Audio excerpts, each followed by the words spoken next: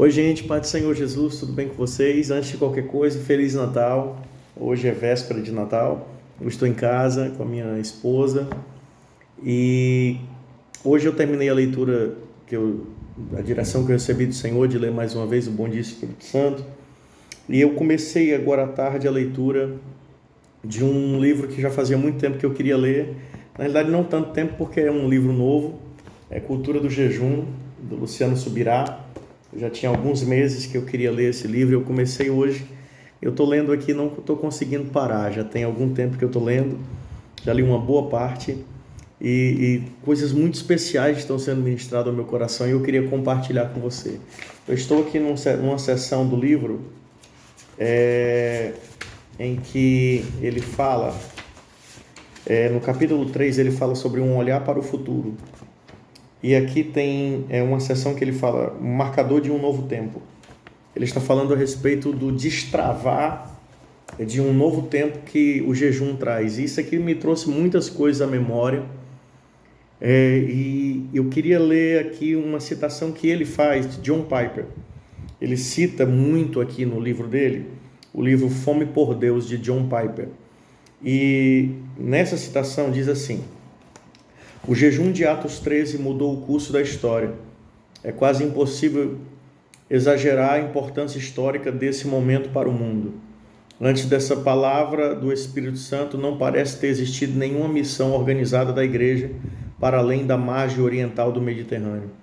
Antes disso, Paulo não tinha feito nenhuma viagem missionária na direção do Ocidente, para a Ásia Menor, a Grécia, a Roma ou a Espanha. Antes disso, Paulo não tinha escrito nenhuma das suas cartas, que foram resultado de suas viagens missionárias que começaram nesse ponto.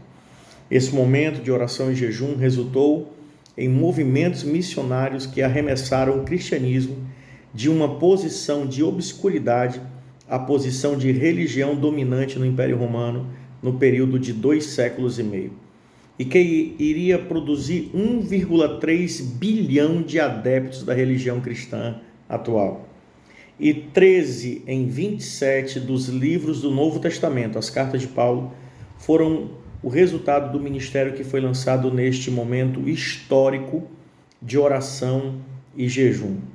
Então penso que é justo dizer que Deus se agradou em tornar a adoração, a oração e o jejum a alavanca lançadora de uma missão que mudaria o curso da história do mundo. Haverá aqui alguma lição para nós? É uma pergunta de John Piper. Comentando sobre isso, Luciano Subirá, ele vai falar que o texto de Atos capítulo 9, que é a conversão de Saulo, é primordial para o avanço da igreja. Isso nós já sabemos.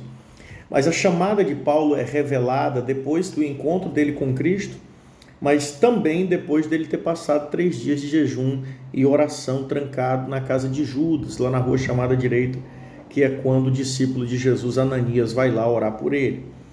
Você percebe que aqui, eu vou citar para vocês algo muito interessante aqui, que ele diz assim, ele diz que quando uma nova estação missionária teve início, na qual a igreja deixou de praticar apenas missões acidentais, que é Atos 8, que é missões acidentais aqui, é uma referência à expulsão dos discípulos de Jerusalém e eles fazendo missões, mas de forma acidental. E ele diz assim, emigrou para a prática de missões intencionais, que é concebidas por projeto e direção do Espírito Santo. O jejum é novamente encontrado precedendo uma nova estação. Enquanto eles estavam adorando o Senhor e jejuando, o Espírito Santo disse, separem-me agora Barnabé e Saulo para a obra que os tenho chamado.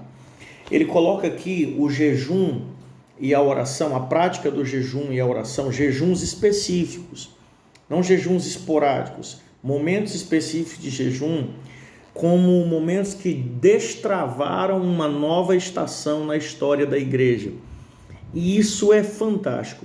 Ele também cita aqui muito, um dos livros mais poderosos que eu já li, Poder Secreto da Oração e do Jejum, de Mahesh Chavda. E ele cita também o Jejum de Jesus, de Lou Engle, que eu também já li. E o Lou Engle fala algo interessante sobre essa questão de um período de jejum destravar uma nova estação para a sua vida. Ele diz que os anos que ele mais teve sucesso na obra de Deus, no seu ministério, foram anos precedidos por períodos longos de jejum que ele havia feito. Por exemplo, ele jejuou um período longo em 2022, 2023 foi um ano de destravar e de muito mover do Espírito através da vida dele. E é isso que o Subirá está falando aqui, que John Piper também está falando. O jejum como uma arma para destravar avanços e novas estações ministeriais. E agora eu vou falar por que isso tocou tanto em mim. 2012 foi o ano que eu fiz o meu primeiro período de jejum prolongado. Sim, prolongado mesmo e extenso. Eu já tinha feito jejuns de 1 dia, de 3 dias, de 7 dias, mas o mais extenso que eu fiz foi um de 40 dias, em que isso aqui eu falo sem orgulho espiritual nenhum, é só contando a minha experiência, não é uma questão de orgulho espiritual, para explicar para os mais religiosos. 2012 eu fiz um período de jejum de 40 dias, e após esse período, 2013 eu tive um destravar no meu ministério, na minha casa, na minha família, eu e minha esposa experimentamos o maior avanço do nosso ministério naquele período. Então, jejum prolongado um ano antes, no outro ano um grande destravar. Eu estou gravando esse vídeo porque eu estou querendo que isso aqui fale muito ao seu coração, e eu sei que o Espírito Santo vai falar. Eu não estou conseguindo parar de ler, eu tenho até que parar agora para dar atenção à minha esposa, mas, cara, é incrível como isso aqui é real, porque eu já vivi isso. Eu já vivi e estou desejoso de viver de novo. Então, eu estou sentindo que o Espírito Santo está nos conduzindo para uma nova estação. E eu queria que você ouvisse a voz do Espírito nisso. Eu te aconselho a adquirir esse livro, Cultura do Jejum, O Poder Secreto da Oração e do Jejum, O Jejum de Jesus. São 3 livros que vão destravar muito a sua mente nessa área do jejum e da oração.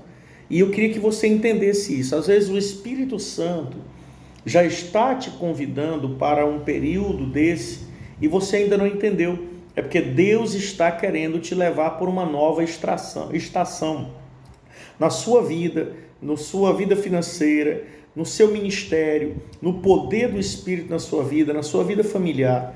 Então, se o Espírito Santo estiver te chamando para uma ação dessa, é porque ele está querendo liberar coisas maiores que você ainda não viveu.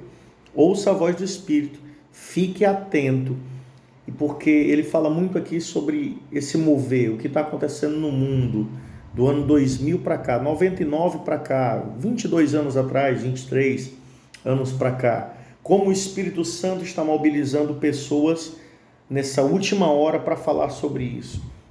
Falando muito sobre a profecia de Joel, com jejum, com choro e com pranto.